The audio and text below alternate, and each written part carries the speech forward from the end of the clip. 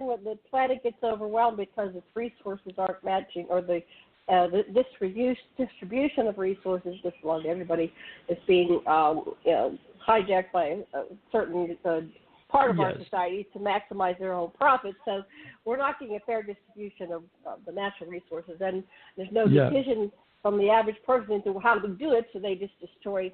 To me, that's a reptilian agenda to turn this planet into a pot, and we're all lobsters boiling in it. And we're heating up with the gases and heating up with the toxins, and we never know what day we're going to wake up when that's the point where the air goes and becomes unbreathable for everybody. Like in China. Exactly. All I'm trying to say is that. All I'm trying to say is there are gays and lesbians in very high position. Those people are extraordinarily smart. Okay, we are talking about their physiology, their sexual orientation. We are not talking about the pureness, the beauty of the spirit. Okay, there is. If you look at CNN, their top speakers, their top presenters every single day are gays and lesbians. They are extraordinarily smart.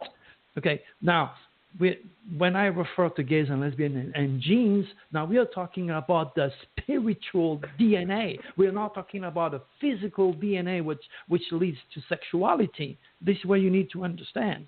Okay, when it comes to the spirit. When it comes to the spirit, I'm attempting to wrap my head around it.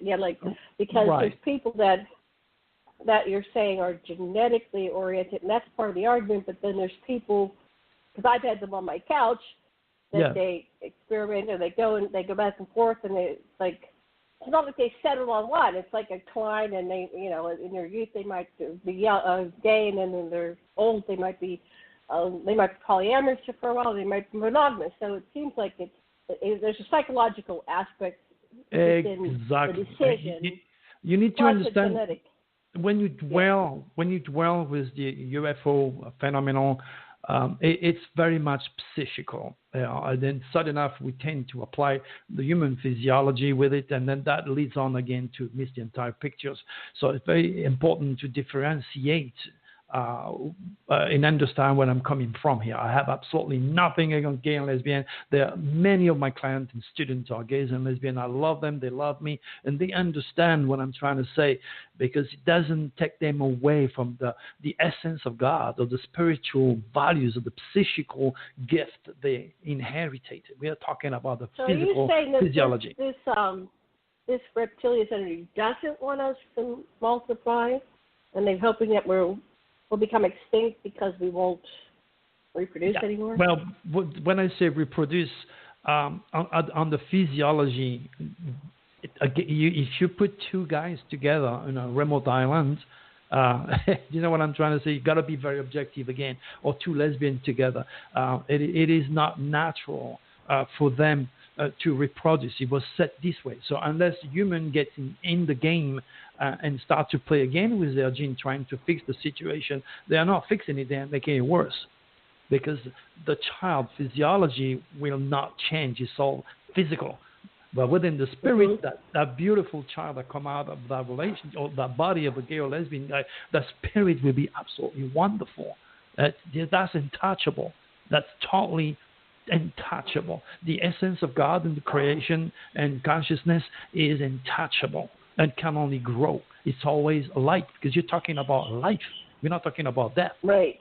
All right. So we understand. So let me ask you about the whole procreative process. So, and I know the Anunnaki were wanting to have a child born of making love and kind of like the tantric, bringing the soul in from the higher realms, which was a different process than a child that might result from rape, right?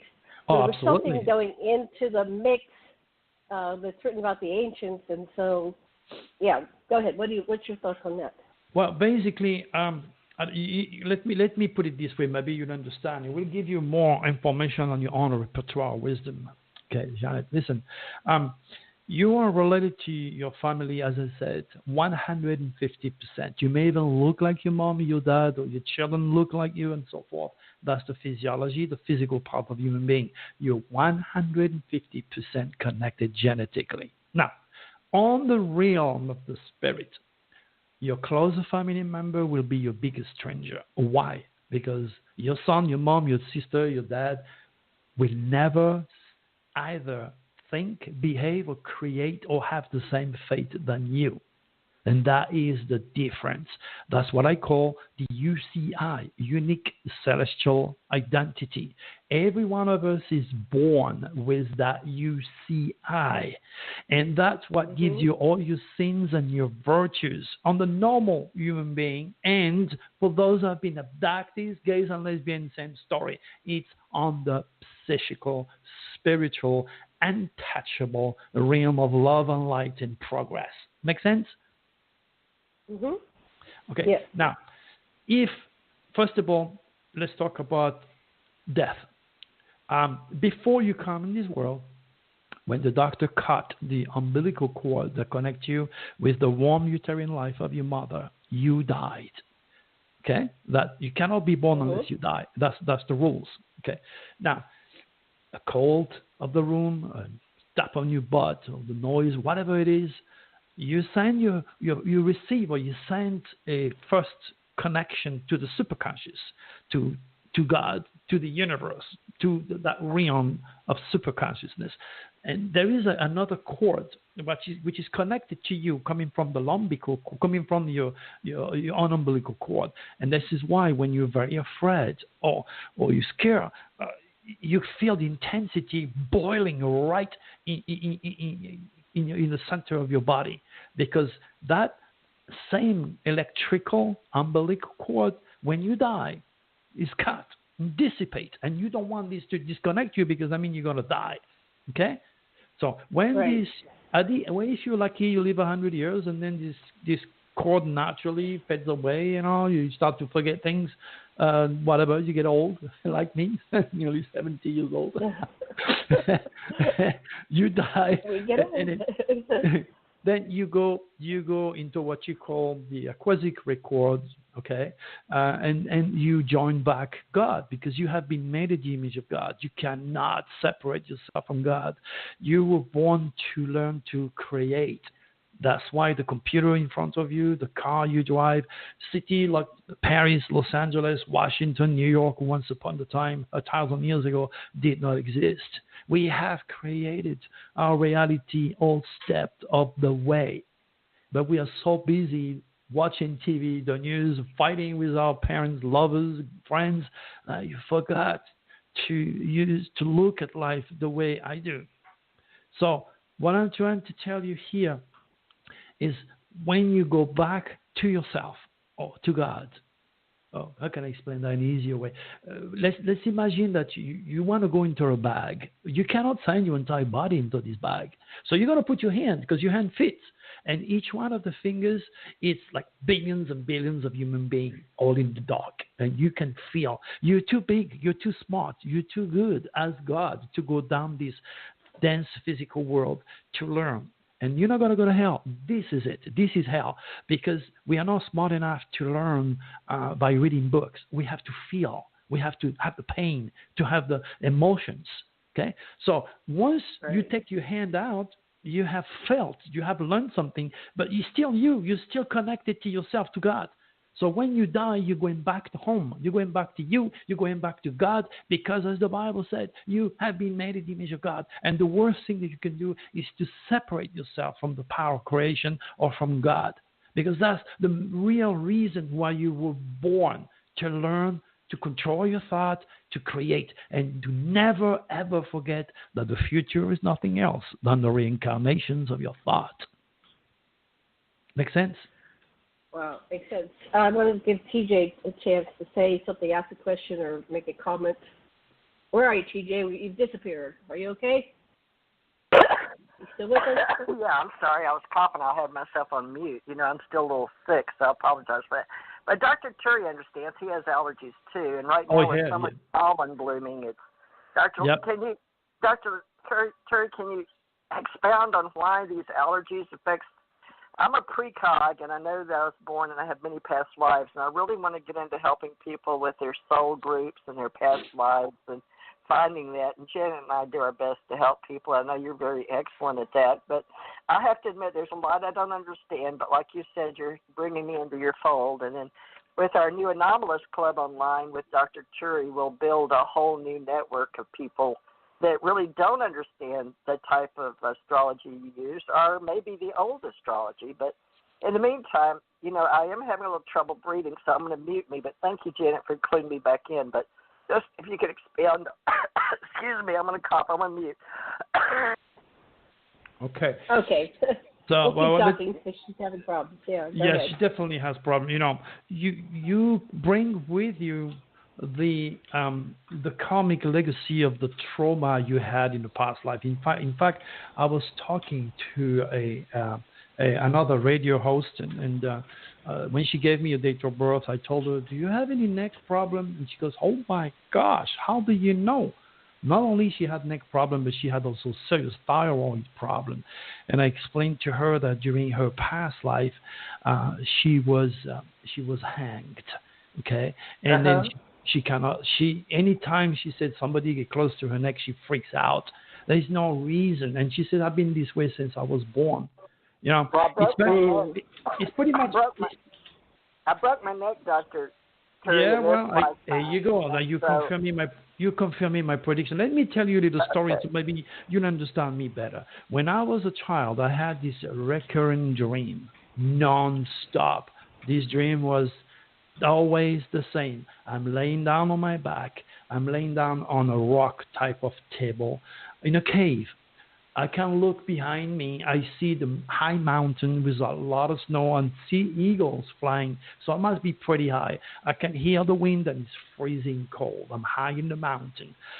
Around me is my family and my friends. They're all dressed in white robes, pink robe and white, whatever. That's what I can recall.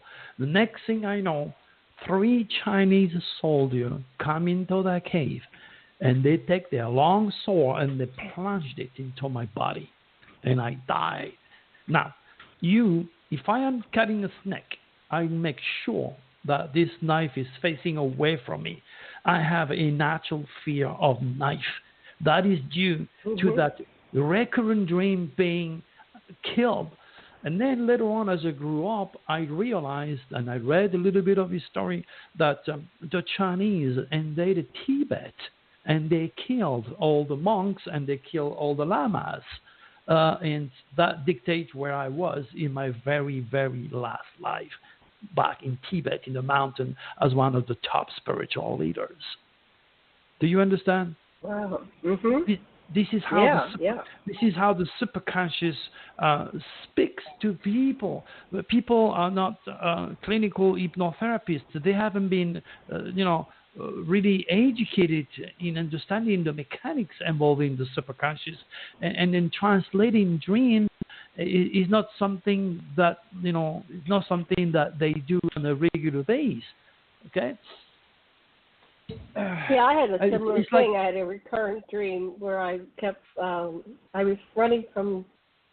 I call it the storming of the Bastille, and I was male, and I was a sword fencer. Sword fighter, and I was very wiry and petite, but a male.